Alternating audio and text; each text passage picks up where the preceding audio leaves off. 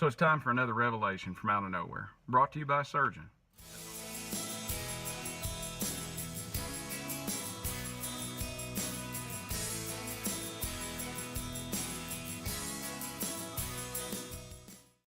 Now today I'm coming from a little bit of a unique setting. I'm inside of an airplane. I'm sweating. I'm suffering for it, people, so bear with me here. There's a lesson to be learned. Now this thing is old, and having a business that operates in multiple states, from time to time we need to get about quickly, and allows us to do that, but I assure you it's very airworthy. I trust my life in it. I trust the lives of my wife and daughter, as well as anybody else that ever comes along, as it's cared for by a person I consider to be a surgeon, both personally and professionally in every way. His name's Joel Eversole.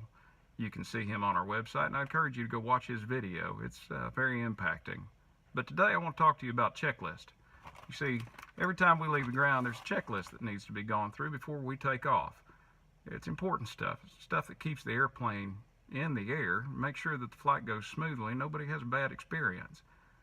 I think the same can be applied to our lives each day before we leave the ground, or in our case, leave the house, or maybe leave a hotel room. There's maybe a checklist we ought to take, personally and professionally. How are we going to approach the people that we encounter throughout the day? Are we going to have a good attitude, or are we going to greet them with a smile? How are we going to approach the job or the task that we have at hand? Because I assure you, how we go about that affects all around us, and all that are maybe reliant upon the services that you're providing or the job that you're doing.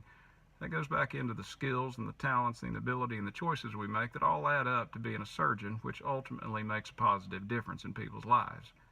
So my encouragement to you today, just like when we leave the ground with an airplane, to make sure we have a smooth flight, you might go through your checklist before you leave the house, before you greet each day. Are things in order? Do you have a good attitude? Is there something bothering you that you need to get out of the way before you go encounter somebody else? See, you have an option, you have an opportunity to make somebody's life better, to make a difference in this world, and I'd encourage you to do so.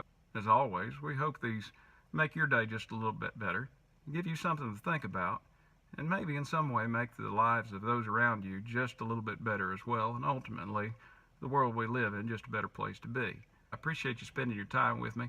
I hope to see you again soon. God bless.